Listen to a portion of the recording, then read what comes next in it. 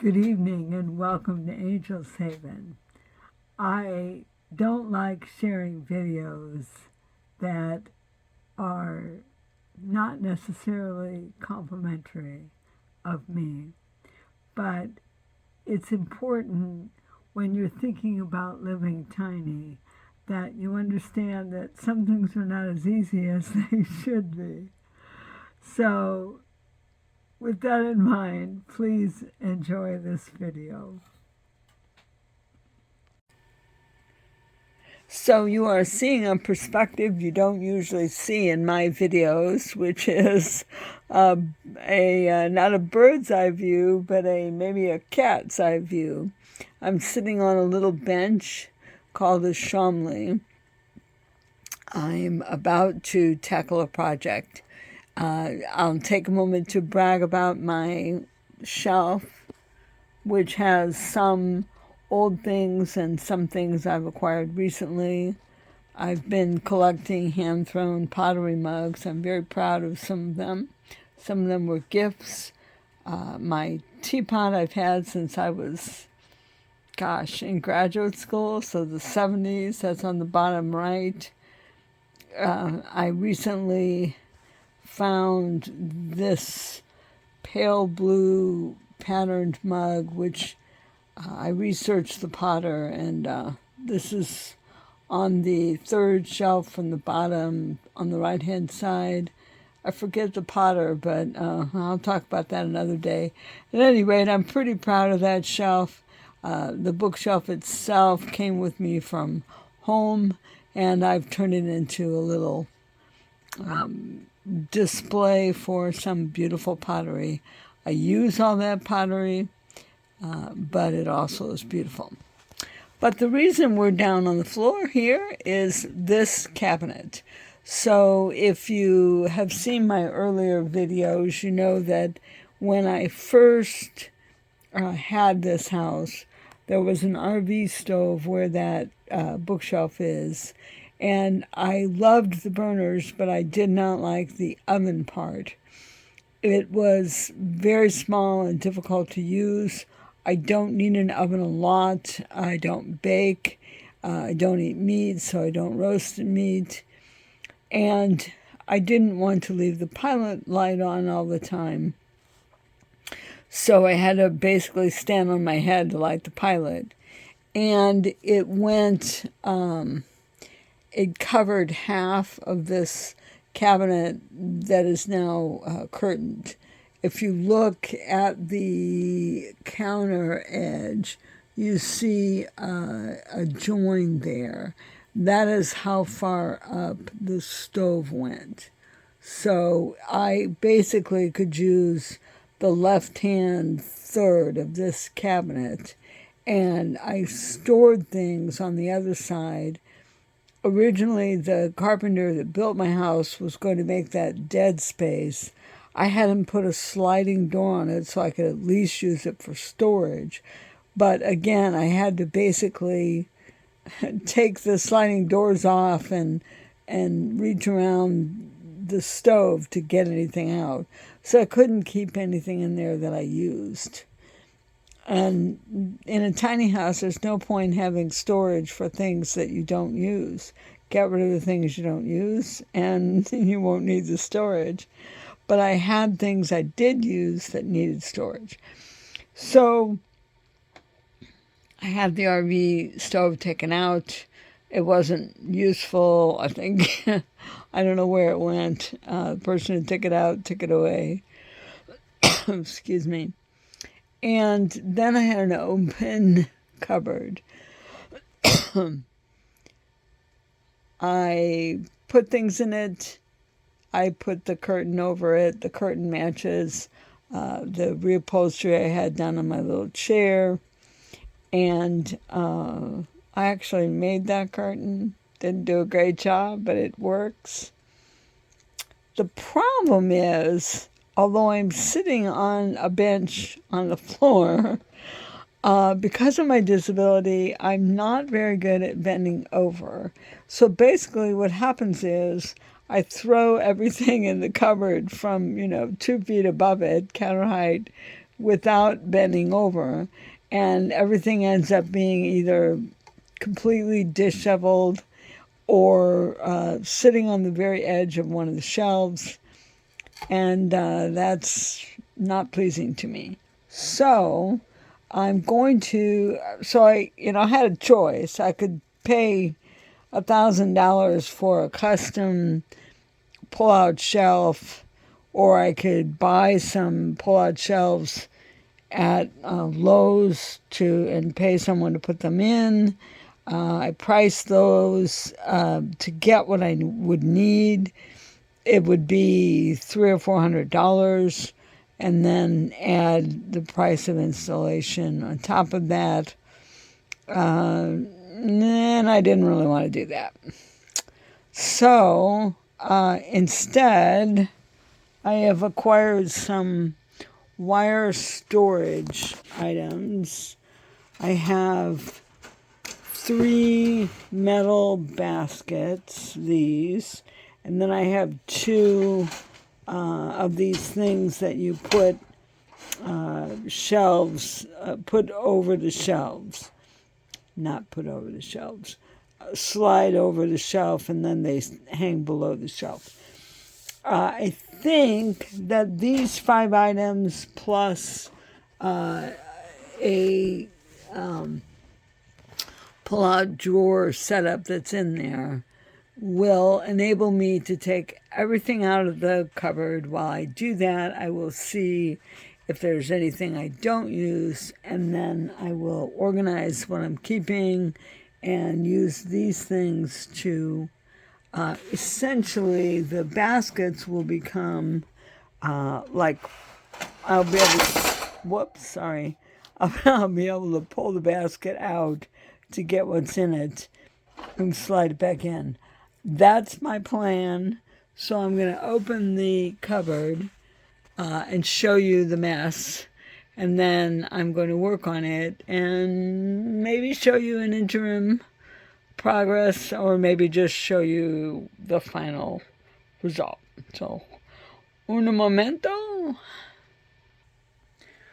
So this is what it looks like. I haven't pushed the curtain all the way back, essentially, because I'm lazy. I don't know anyone on here or anyone seeing this video that doesn't know me might not understand that I do have physical limitations. So, for example, if I wanted to push that curtain all the way closed, because I'm sitting that far from it, I would have to stand up. I don't have this ability to reach over that far and just assume I'm not going to fall.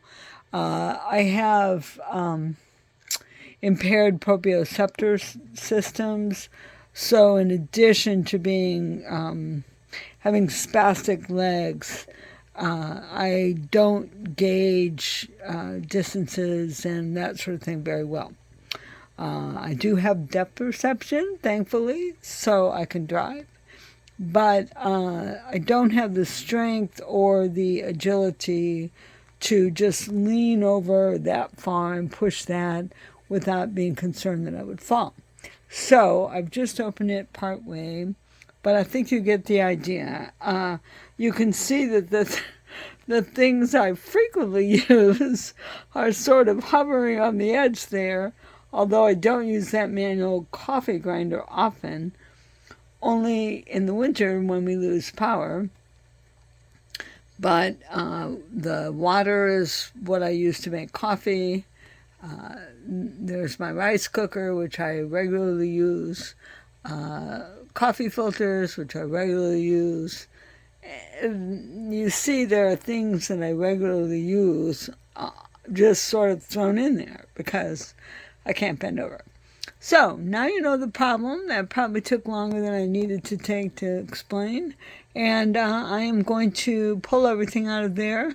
And I might regret starting this at 7 p.m. on a Saturday night. But what the heck. Let's see if I can get it done. One of the reasons I started it at 7 p.m. on a Saturday night is we have an open house here next weekend, and I'm really working hard both to get the open house ready, which is my responsibility, and to get my house ready, which is my choice. And I don't have much more time, only one more day, because obviously I also have a job. So I'm going to start working on this, and then I will see how it goes. So here's a quick little interjection. I should have done that in the first place. I knew I was going to take the curtain down at least to do the work. So now you can see the full panoply, except for those things which I already took out. Which reminds me, this thing here, which is kind of junky right now, but I think this will be part of the final design, whatever that is. That white shelf will not. I have another one of those. I took it outside. I think I'm going to use it to put plants on, and they can both do that, but I don't want that in here. Gosh, there's so much stuff in here, including a cat dish for the cat that I had for about 2 weeks before it went feral again. But at any rate, that's the full view. Now I'm going to get back to work. And just in case you were wondering, yes, I'm taking everything out. And the way I'll do that safely is I will scoot the bench on which I'm sitting over on the floor towards the cabinet. And this, the top of the cabinet is quite sturdy, and I will use it to steady myself. And I mention these things because I get a lot of comments about people who are disabled, and they're shocked to hear that a disabled person lives by themselves, which frankly I'm surprised that anyone would even question that, but they do, or a lot of people do. Not necessarily disabled people, but able-bodied people. But more importantly, that I can live in a tiny house by myself. I have lived by myself probably half my adult life. I've been married for maybe a third of my adult life, and I have a son who was born when I was 36. I'm 68 now. So, you know, I have lived on my own quite a bit of my life since I left home at 17. And whatever many years I have left, I will probably also be living alone. So I have just figured out how to live. And sometimes I forget that other people maybe became disabled later in life, whereas I've been disabled since I was 2. And they're just now trying to figure these things out. So I mentioned these adaptive measures that I take to help anyone who needs encouragement to try for themselves. So anyway, I don't mention it for sympathy, but I mention it to share so that it might help other people. So we've been down this path before. I think there is an earlier video where I organized this cupboard, and I don't think I got rid of much. So, oh, there's another bowl. So the cupboard is almost empty. I have to grab that last bowl. And those cast iron pans are fairly heavy. I'm going to move them around. I have a set of 3 cast iron pans. Those 2 belong to someone to whom I used to be married, and I have a small one which I've had since I was in college. The small one lives on my stove, and I use it daily, or almost daily. Those 2 I only use when I cook for more than one person. but I do use them, and they're very nice and well seasoned, so I'm going to keep them. But I'm going to give you a little span around one of many failed drain baskets, a couple of cutting boards, not one but two rolling pins, and I don't even bake. One of those rolling pins, the one on the right, belonged to either my mother or my great Aunt Bib, I can't remember. The other one I actually bought to give my son in a package that I made for him for Christmas a couple of years ago, but the package ended up being too full and it didn't get put in. So it's sitting here. Those two pans I use every time I cook. They're the only two saucepans I have, one large, one small. I have empty coffee cans. I have pie tins that I don't use. I found not one, but two metal cones for making coffee, which I did not know I had.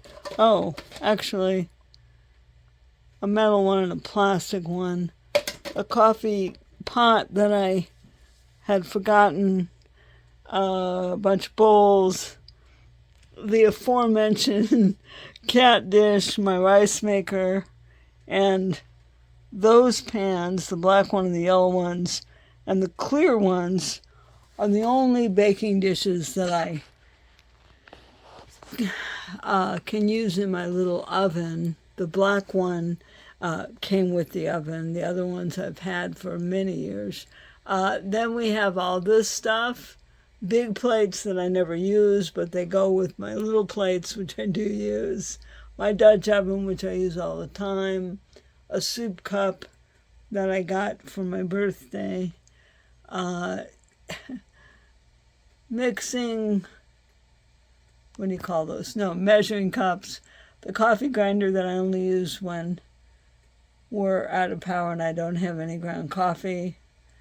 The soup cup that my friend Katrina's daughter Jenny gave me, which I don't use much anymore because I don't have a microwave anymore. I got rid of it when I got rid of my stove.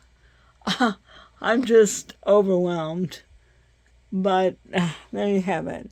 So I for sure can get rid of this, and I for sure can get rid of the cat dish, the empty coffee tins. I have a couple nice jars that I can keep. I use them for storage. I'm just, it all fits. I just don't think I need it all. So, moving on to the next phase. Okay, so this is a case of the best laid plans of mice and men have often gained astray because I took everything out, I sorted everything, I figured out what I wanted to keep. I attempted to implement my plan, which had been to use those metal baskets, and they didn't work.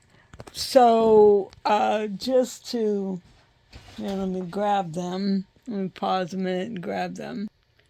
So the problem was, there were a couple problems. Number one, as you can see, they are tapered, and the space with which I was working, which is that space, is 30 inches wide, but 7 inches of it is consumed by that bookshelf.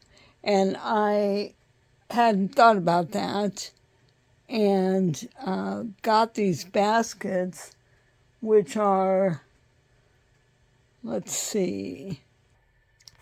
So these baskets are 13 inches this way.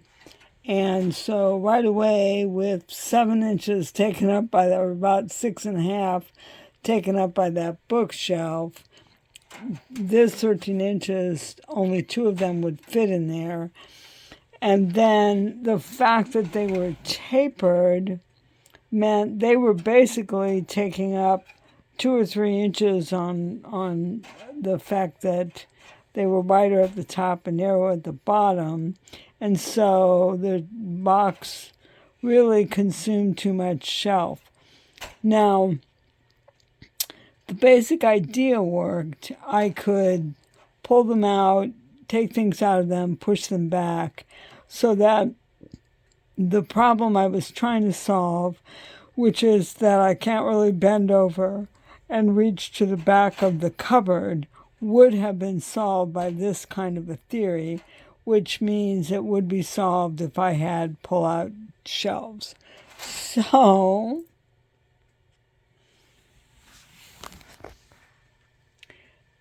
what ended up happening was I called out the stack of things that I don't need.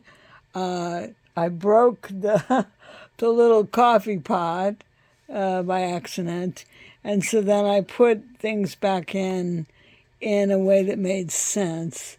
The big plates that are there, I almost never use, so the fact that I can't get to them is inconvenient, but I probably have used those twice in 5 years. In fact, I could probably get rid of them, and maybe I will, but where they are is not a problem. I can access my coffee filters, the pans that I use every day, my Dutch oven, which I use a couple times a week during the winter, the little baking dishes that fit in my electric oven, the water that I use for coffee, the baking sheet that came with my oven, which was here in the first place. It's where it was before. I can still reach my storage containers, my rice cooker, the big soup pot, which I don't use very often, the bigger cast iron pans. So basically, I'm back to the situation I had before, where the first 8 inches of the cupboard is the stuff I use all the time. Everything else is behind, and if I should need it, I have to take everything out. The only way to solve this problem, I'm sure, is to have somebody take this shelf out and put brackets in it and pull out shelves. And I don't want to do that. So I'm back to at least it's neat and tidy and organized. I'm going to put the curtain back on. These things will go in the Goodwill box. I'll throw away the broken coffee pot. I'm a little discouraged, but at least it's neat and tidy and I can reach everything I need to reach. I might well record a little outro and intro before I put this together, but let that be a lesson to you that things do not always work out the way you want them to.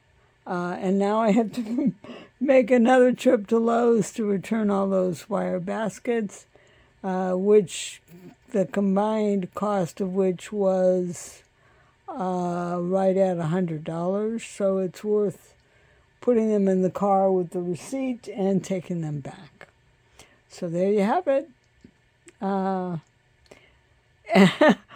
think it's ironic that both of those white metal attic shelves, which I did not want to use, have now been put back in my cupboard.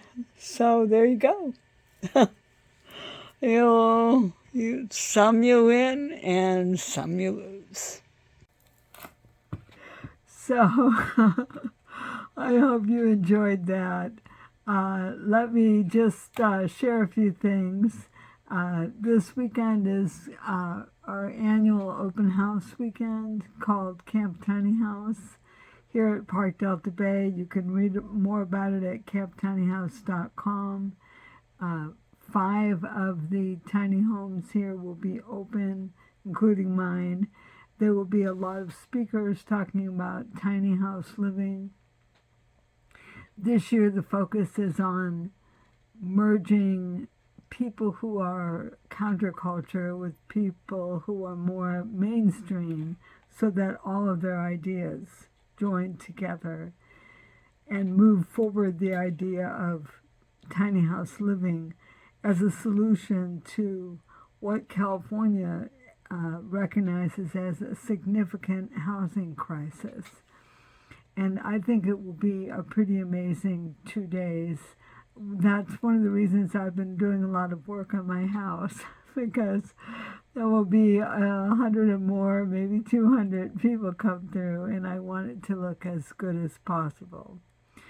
So thank you for watching this video. Please, if you're not already a subscriber to my channel, I would really like you to. I do not care a fig about the algorithm.